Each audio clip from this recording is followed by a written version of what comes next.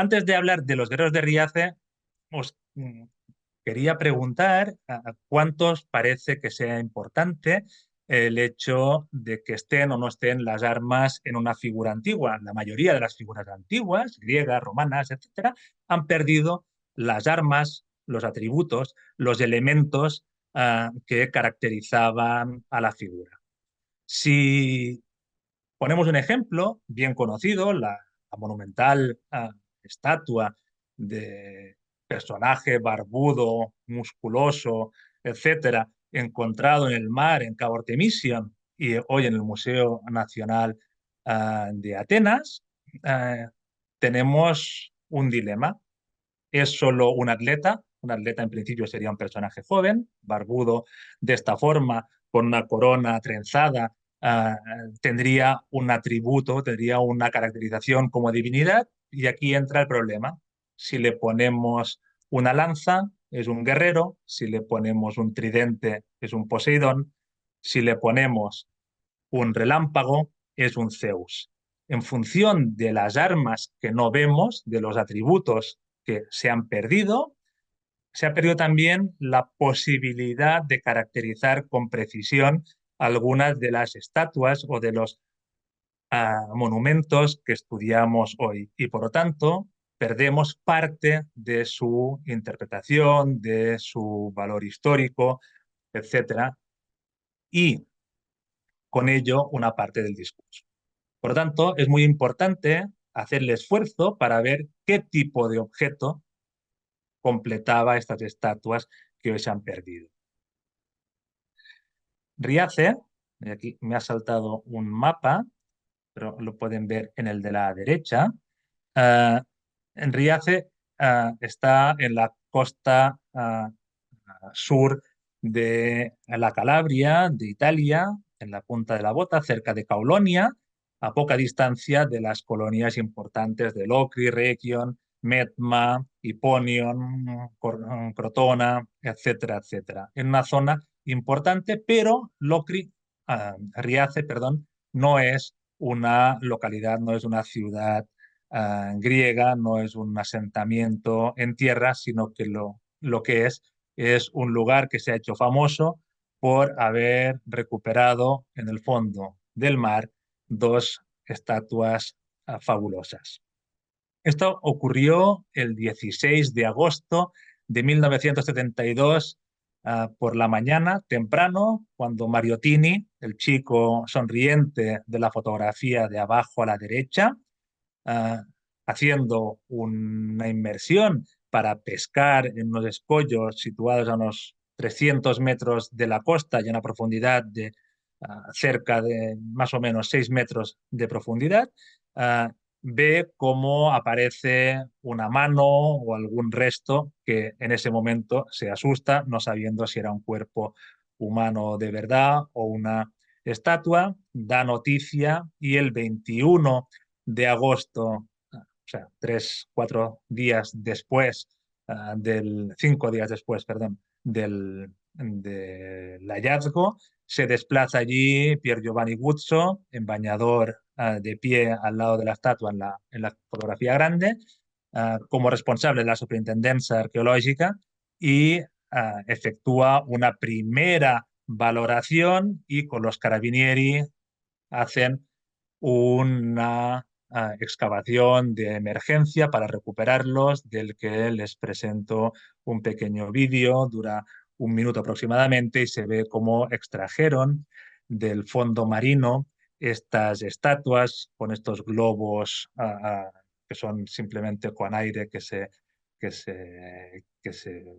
pone dentro para que la misma inercia los lleve hacia el exterior. Las formas de extraerlos son poco académicas, pero sirvieron para, como pueden ver, pero sirvieron para recuperar las estatuas en tiempo récord,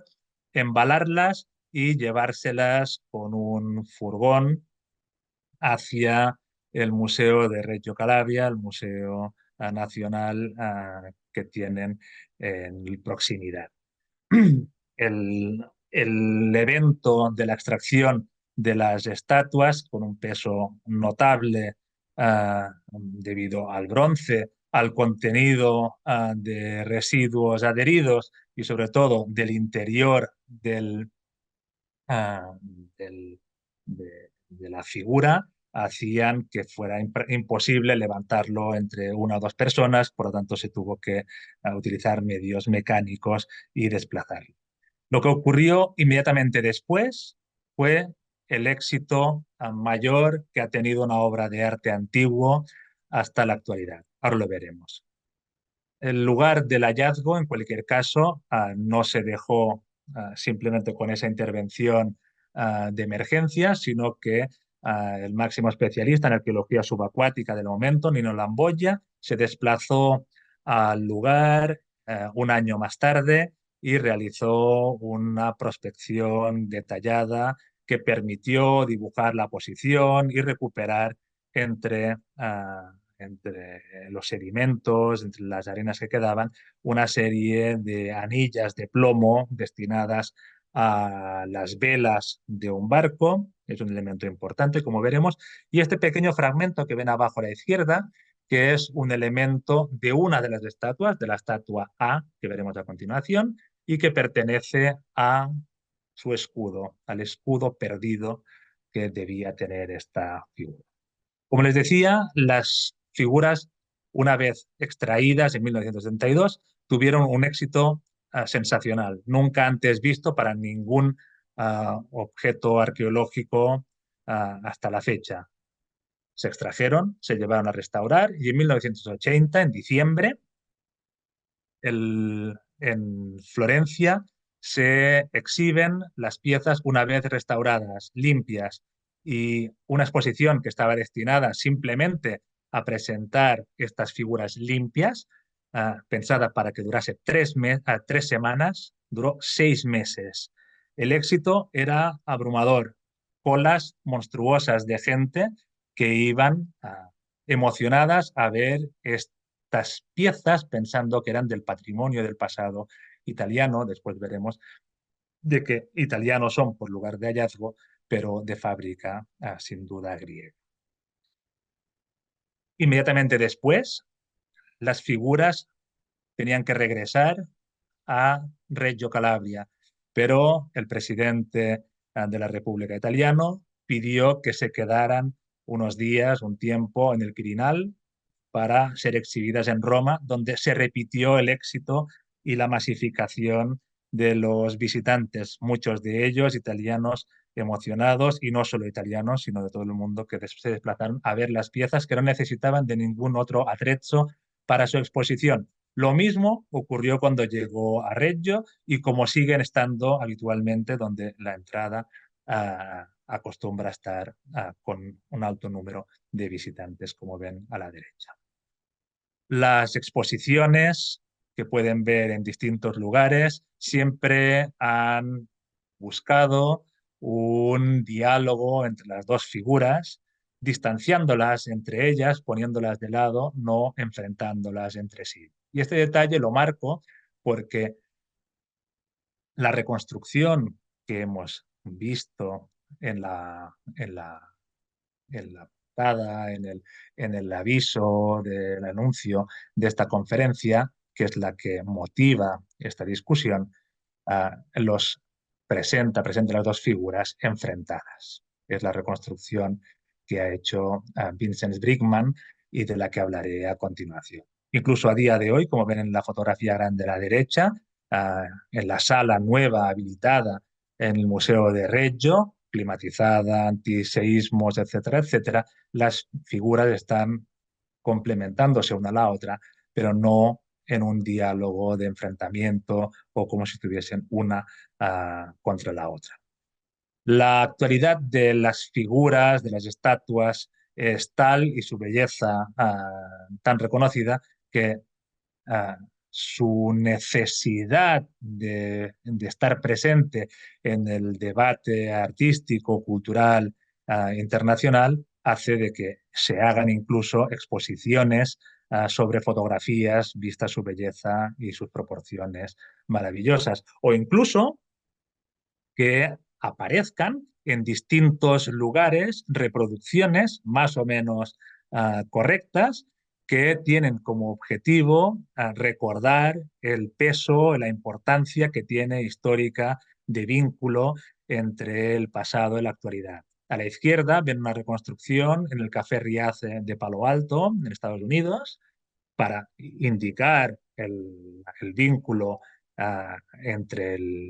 Estados Unidos o los propietarios del café y Riace, esta en el mismo lido de Riace, en el centro, o la de la derecha en Argos, ciudad de la Grecia, de donde se cree que se produjeron o se fabricaron al menos una de estas estatuas, como hablaremos a continuación. No solo eso, las figuras o las estatuas de Riace tienen un éxito en todo el tema de souvenirs, en el tema de novela histórica, de gadgets para fomentar la cultura, ya sea de la región, sea de la localidad o de Italia entera. Esto ha sido criticado y comentado en el libro que ven aquí sobrepuesto, sul buono e sul cattivo uso dei bronzi di Riace, de Maurizio Pauletti y Salvatore Setis, en el que se critica un poco el abuso que se ha hecho de estas figuras para fomentar una cultura o un tipo de identidad forzado o hasta cierto punto no necesariamente representativo de la realidad cultural o de la realidad antigua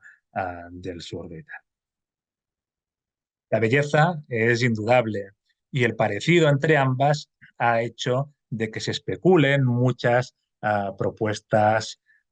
desde el momento de su hallazgo, generando ello una bibliografía enorme, tanto de monografías como de artículos que no voy a citar ni voy a elencar aquí por el número vastísimo de casos. Pero hoy ya no son solo las fotografías, ya no son solo las estatuas reales las que llaman la atención y las que motivan un discurso quizás difícil de superar o con pocas posibilidades de entrar en más detalles. Hoy son las reconstrucciones y los aspectos técnicos los que motivan este debate sobre las estatuas más famosas de bronce de la Grecia antigua. Y lo hacen justamente porque ya no juegan con lo que tenemos conservado, lo que hemos visto hasta ahora, las figuras privadas de cualquier atrezzo que complete en su exposición, de sus armas, de nada, sino que lo que hacen es reconstruyen el color que tenían, reconstruyen las armas que llevaban y con ello condicionan o participan condicionándonos o sugestionándonos la interpretación de quiénes podían ser estos personajes, quiénes podían ser sus fabricantes, de dónde podían proceder, cuándo naufragaron y qué es lo que ocurrió en realidad con estas estatuas en la antigüedad. Ello lleva, evidentemente, consigo una voluntad de crítica y una voluntad de aceptar o no aceptar las conjeturas propuestas. Y esto es lo que vamos a ver brevemente a continuación. En primer lugar, resaltar rápidamente por qué son importantes estas esculturas. No solo por la belleza que hemos visto, sino porque son los monumentos de estilo severo. Estilo severo viene de streng, del alemán, o de cómo los latinos llamaban al arte de la primera mitad del siglo V antes de Cristo, austero, duro, rígido, en el que se abandona, hay un paso en el arte en el que se abandona la sonrisa arcaica que habrán visto repetidamente, en los detalles muy mirados del manierismo tardoarcaico o la frontalidad, el hieratismo de muchas de las figuras. Ahora lo que se va a buscar es un aspecto ligeramente distinto. Se va a buscar expresar por primera vez las emociones, el estado reflexivo de una sociedad griega que acaba de vencer a los persas en el 480 y que va a ir evolucionando hasta las guerras del Peloponeso y, por lo tanto, un momento de tensión, de emociones realmente complicadas, un momento en el que también nace la tragedia griega y, por lo tanto, un momento de introspección importante. Esto se va a plasmar. Se va a plasmar también un intento de mover el cuerpo en un espacio limitado. Por eso se va a balancear ligeramente el cuerpo, descargando el peso sobre una de las dos piernas. Una estará en tensión, la otra estará flexionada. Y esto implica un cierto movimiento del resto del cuerpo, los brazos, incluso la cabeza. Por lo tanto, vamos ganando en verismo, en naturalismo, en realismo, con estas proporciones, con este nuevo detalle. Y sobre todo con la expresión o el detalle de las venas, los tendones, los nervios, que da muestra de un mayor conocimiento de la anatomía y la medicina antiguas. Y esto se plasma por un breve periodo de tiempo con este tipo de esculturas que conocemos hoy exclusivamente a través de la escultura en mármol, a pesar de que la escultura importante para los antiguos, la escultura de nivel, la de prestigio, la que hacían los grandes escultores del pasado, era en bronce. ¿Y qué significa esto? Pues que el bronce lo hemos perdido, ha fundido, se ha reutilizado, se ha fragmentado, no lo hemos encontrado, está en el fondo del mar, quién sabe. Ah, y lo que sí sabemos es que los romanos hicieron copias de muchas de esas figuras y es a través de esas que conocemos el arte severo, pero no directamente a través de las piezas en bronce importantes. Ah, es importante este detalle. En Atenas o en Roma, cuando estaba funcionando, evidentemente, podríamos hablar de números de más de 10.000 estatuas de bronce expuestas en los distintos lugares públicos, santuarios, etcétera, ágoras, etcétera, que en época romana y tardorromana fueron expoliadas para llevarlas a Roma, en muchos casos, y en otros para ser fundidas. Pensemos que el santuario de Olimpia pasaba de 3.000 figuras, 3.000 estatuas de bronce, de las que hoy conservamos fragmentos de pelo, dedos, una cabeza de un boxeador y poco más. Y 3.000 figuras, algunas de ellas enormes. Lo mismo pasaría con Delfos, los grandes santuarios de donde sabemos que Nerón, por ejemplo, se llevó más de 500 figuras. Es decir, no conocemos directamente el arte griego antiguo más que por sus copias o por elementos como este de aquí, el frontón del pedimento este de Olimpia, del templo de Zeus en Olimpia, que indica justamente esta frontalidad, este mismo comportamiento de las figuras de Riace. Un ejemplo de esta situación, el efebo de Adrano, de 19,5 centímetros, realmente una figura pequeñita, que demuestra esta tendencia, este comportamiento de Polignoto, de otros pintores que también lo muestran y permiten una datación más precisa, o el Apolo de Kassel, seguramente obra de Fidias, de la que no conservamos el original, sino simplemente la reproducción, la copia romana, el Apolo de Kassel o Apolo Parnopios, que es el cazador o el matador de saltamontes, ¿no? Como el que protege de las plagas a la ciudad. Pero en 1880 y mucho, 90, se encuentra en Delfos la auriga de Delfos. Un poco antes se había encontrado el efebo de Piombino en, en, en el mar de Populonia y han ido apareciendo otros bronces monumentales griegos que permiten hoy un estudio complejo de esta diversidad. En cualquier caso, el único conjunto que existe hasta hoy, o el único caso que aparecen dos hasta el momento, es el de Riace y Antiquitera u otros podrían formar parte de lotes, pero no de conjuntos coherentes entre sí. Esto llevó su descubrimiento a mejorar, el descubrimiento de los bronces de Riace, a mejorar el estudio sobre los procesos técnicos de fabricación de los bronces antiguos. Si se realizaban con una sola colada, con varias coladas, con piezas desmontadas, como demuestra esta Kilix del Museo del Antikensammlung de Berlín, el que se ve el montaje de varias figuras de bronce que van pegándose las distintas partes, y esto llevó a un profundo conocimiento de mejor, un profundo conocimiento de los bronces de Riace y a un nuevo planteamiento sobre los bronces antiguos griegos, que se diferencian en algunos detalles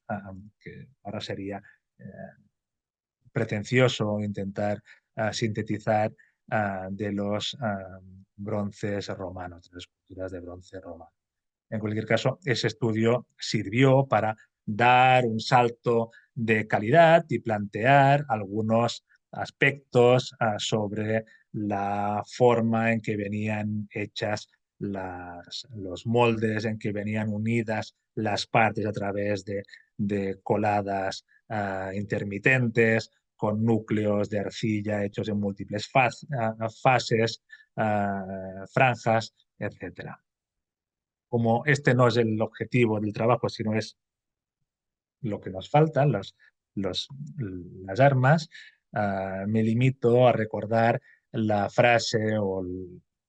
la reflexión de François Lissarac, que decía que la producción de los bronces antiguos griegos se limitaba principalmente a dos modelos, el atleta y el guerrero.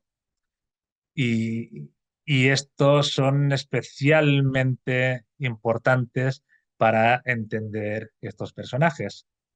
puesto que todos han visto que se trataba de guerreros y no de atletas. Los atletas son jóvenes, los guerreros acostumbran a ser barbudos, con los símbolos viriles y con las armas encima. Uno de los elementos importantes de la reflexión de Lissarac era que la mayoría de ellos procedían de lugares de culto, santuarios o espacios públicos. Y ese detalle se observa analizando las figuras de Riace. Las figuras de Riace no son dos estatuas que están pensadas para ir al suelo a la misma altura que el observador, sino que son piezas que están pensadas para ir sobre un podio, sobre una base de estatua, por lo tanto, para ser vistas desde abajo en una cierta perspectiva, como indica los tenones, los elementos de plomo que sirven para anclar la figura a los agujeros hechos sobre la base de mármol que llevaría la inscripción dedicatoria o identificatoria de quiénes eran los personajes representados.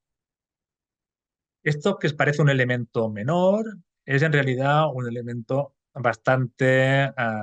diagnóstico acerca de la procedencia de estas estatuas. El tipo de tenones se reconoce en función de una serie de prácticas o de tradiciones técnicas distintas entre Argos, Atenas y otras regiones del Mediterráneo. Estas en particular, las que presentan los bronces de Riace, parecen, en opinión de los especialistas como Torelli, Setis, etcétera, de tipo ático, y por lo tanto que de allí procedieran o que allí hubiesen estado las estatuas en algún momento de su vida. Como habrán visto, las figuras son parecidas, pero no iguales, no por la forma o el estado de conservación, sino incluso de forma más abstracta. La altura difiere ligeramente, la posición, longitud de los brazos, piernas, cabeza, giro del cuello, etcétera, tiene una ligera variación. Además, el detalle de algunos elementos como los hombros ligeramente desiguales en el B respecto a los dos perfectamente horizontales en el A, la musculatura, cómo está confeccionada en el A y el B, permiten o han permitido tradicionalmente distinguir dos momentos cronológicos para estas piezas. Uno entre el 460 y 450 a.C., sería para el guerrero A, que ahora veremos, y otro unos 20-30 años más tarde para el guerrero B. Esto tiene una serie de implicaciones para su interpretación, puesto que si son cronológicamente de momentos distintas, significa que no están pensadas para interpretarse, para funcionar conjuntamente, sino para añadirse si uno quiere pensar en que estaban exhibidas en el mismo lugar. Esto es importante, puesto que entre las muchas interpretaciones sobre el lugar de producción, las procedencias o los artistas, hay quienes interpretan que son estatuas independientes, hay quien piensa que forman parte de un grupo de los héroes epónimos de Atenas, por ejemplo, o un grupo en Argos con los 7 contra Tebas, etcétera, con otras figuras que hoy se han perdido, mientras que la última hipótesis plantea que sea un combate o un enfrentamiento entre dos personajes. Si están hechas con 30 años de diferencia, es difícil que sean concebidas como tal. Lo que iría en favor de esta lectura, de agruparlas y verlas como parte de un mismo lote, de un mismo monumento, es que el guerrero B, en un momento avanzado de su vida, o el guerrero A, recibieron una serie de modificaciones, el B cambiándole un brazo por entero, por ejemplo, y el A modificando el acabado de su cabeza. Por lo tanto, podría ser que inicialmente fueran producidas con un objetivo, con una finalidad, y que progresivamente fueran restauradas. O... Pauletti, Maurizio Pauletti, ha señalado un elemento importante. Las dos presentan la misma desnudez que indica su condición divina o heroica, pero lo que es seguro es que lo que los caracterizaba eran las armas que llevaban. Y esto exactamente es lo mismo que dice Brinkman y su esposa en la reconstrucción que hicieron por primera vez de las estatuas hace casi 10 años. El que dice que es fundamental estos elementos para comprender su identidad y las personas que hay, si es que pertenecen o no a un mito. A lo largo de los años, estas figuras han sido llamadas los guerreros de Riace de forma sistemática. Y casualmente, lo que define a un guerrero, que son sus armas, no ha sido nunca estudiado. Se han identificado las estatuas con unos u otros guerreros, héroes, dioses, etcétera, indicando que llevaban las armas que ven aquí recopiladas o recogidas según los autores y según el momento y cambiando incluso el mismo autor en un momento u otro, pero sin dar argumentos de por qué esas armas y no otras. Unos hablan que lleva un guerrero una espada, otro dice para el mismo guerrero una lanza. Los argumentos que utilizan para una cosa y otra son cero. No se ha analizado este detalle fundamental. Dicen que lleva un escudo y una lanza en la mano, sin probar si cabe o no cabe, si es posible o no es posible. Y esto me parecía que era fundamental, puesto que los guerreros mmm, tienen que tener unas armas. ¿Y qué es lo que podemos decir de estos guerreros, de estas armas que llevaban, si es que podemos decir algo? El primero que se atrevió a hacerlo fue Vincent Brinkman, que en la exposición hecha en Milán, la Fundación Prada Serial Classic, propuso la reconstrucción del guerrero A de Riache, y en la exposición en Leibighaus de Frankfurt, Triumph der Bilder, propuso la reconstrucción de la pareja por primera vez. Aquí Brinkman al lado de su obra y aquí acabando de retocarla exactamente como él cree que debía ser el guerrero A. El guerrero A tiene unos detalles importantes que son reconocibles. En primer lugar, la cabeza está decorada con el cabello completamente esculpido o detallado en toda su calota. La tenia, la cinta que da la vuelta alrededor de la cabeza, presenta una serie de modificaciones seguramente ejecutadas en un momento avanzado de su vida. Es decir, posiblemente la pieza fue exhibida o fue expuesta sin necesidad de un casco, pero en un momento avanzado se creyó que era necesario equiparlo con tal. Esto fue visto ya desde las primeras publicaciones de Paribeni y Arias, que propusieron distintos tipos de casco absolutamente imposibles desde un punto de vista arqueológico o artístico, como un casco calcídico, el de la izquierda, o un casco sin paralelos y sin mucho sentido incluso estético, el de la derecha. Uh, perdón. Con ello, lo que se indicaba era la voluntad de equiparlo con un casco, pero sin justificar, sin explicar de por qué este y no otro. Fue Claude Rollet el que se dio cuenta de que el agujero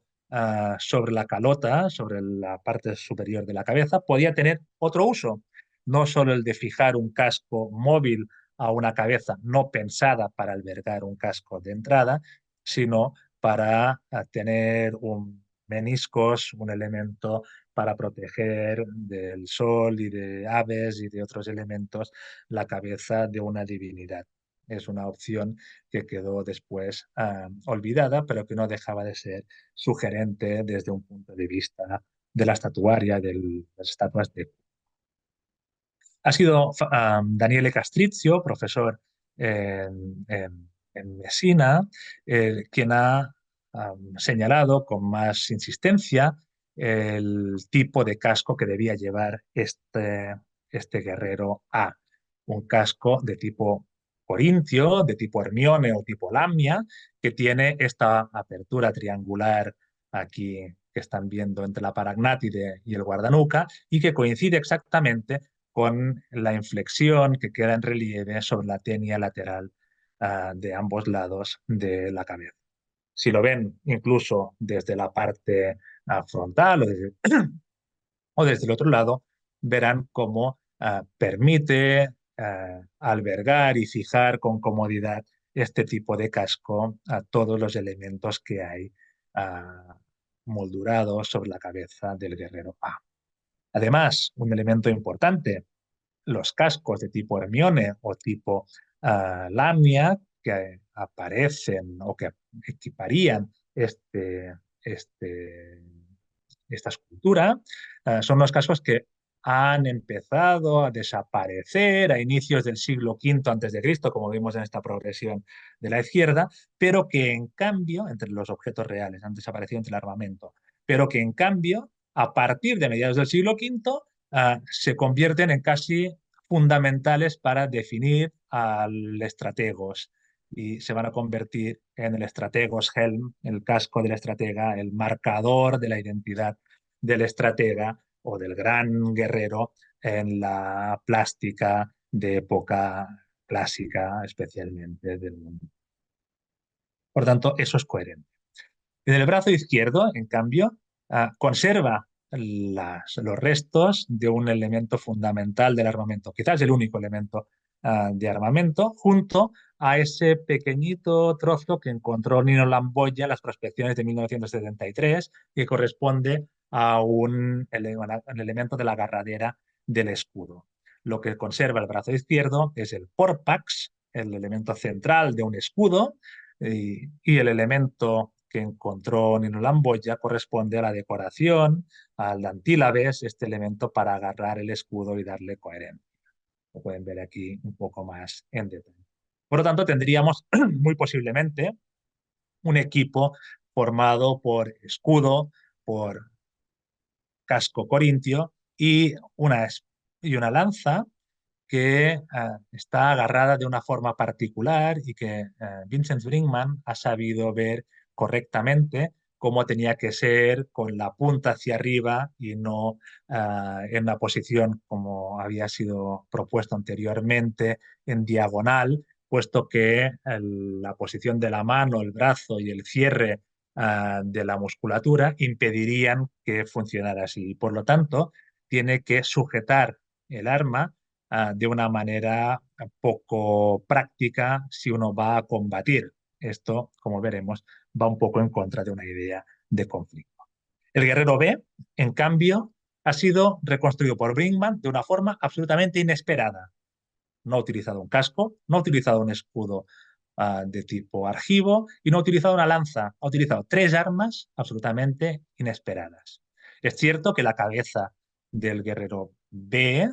es ligeramente distinta de la del A. En primer lugar, porque no está pensada para funcionar sin un elemento de cobertura. Está pensada, es lisa, para albergar desde buen principio un elemento del tipo que sea. En segundo lugar, porque presenta unas plaquetas decorativas que vamos a ver a continuación, que tienen una finalidad distinta. Todas las reconstrucciones hasta hoy habían propuesto este guerrero B con un casco de tipo corintio y así parecía que debiera ser. Pero Brinkman, como hemos visto, lo presenta con un elemento distinto. ¿Qué es? ¿Una cabeza de zorro? No, es un tipo de gorrito de tipo tracio que se llama alopequis y estaba hecho con la piel de un zorro y era característico de estos guerreros de la actual Bulgaria. Para ello se basa en las dos plaquetas, las varias plaquetas que hay, que ven aquí en la fotografía de la izquierda, y que servirían para reflejar la luz a través de los ojos, la boca, etcétera, del animal, y esto daría una sensación de mayor vitalidad al, al- a la estructura, a la escultura. Pero pensemos una cosa, lo hemos dicho antes, estas esculturas están pensadas para ser vistas desde abajo, no desde arriba. Por lo tanto, es poco funcional a este propósito y sí lo sería, en cambio, para reflejar luz al interior del casco y ver desde abajo mayor profundidad. Sea como sea, Brinkman se basa en las escasas representaciones de alopequis que aparecen ya sea en el Partenón o en la pintura ática vascular, en la que el guerrero tracio aparece con este gorrito, normalmente con lanza, con la ceira o manto que caracteriza a los guerreros tracios y que el guerrero B no parece presente. Pese a ello, Brinkman insiste en querer convertir en tracio al guerrero B y se fija en que la mano derecha conserva en su interior algo de plomo que implica que no conservaba que no presentaba una lanza o que en el momento final de uso de esta estatua ya no presentaba una lanza, sino otro elemento fijado de forma diferente. Y su propuesta es de ponerle un hacha que es un elemento realmente extraordinario en la iconografía del guerrero griego en general. El brazo izquierdo, en cambio, presenta otra vez un porpax, un elemento central de escudo y, como hemos visto en anterioridad, o con otros ejemplos que conocemos de Olimpia o Delfos de la misma forma e incluso con la misma decoración, sabemos que son elementos que van asociados a un escudo circular. Aún así, Brinkmann busca una reconstrucción distinta, mucho más tracia, que es la de presentarlo con este escudo singular llamado Peltea, un escudo que nunca, nunca, nunca aparece en la iconografía con un Porpax. Y cuando lo hace, como en el ejemplar de abajo a la derecha, lo hace no con una voluntad descriptiva, sino seguramente por una confusión, según opinión y escrito por François Lissarac, del pintor, puesto que lo normal es presentarlo con una serie de cintas y cuando lo hace con el Porpax para ridiculizar al portador bárbaro, sátiro, fuera de la norma del mundo griego, como pueden ver en estos ejemplos. En definitiva,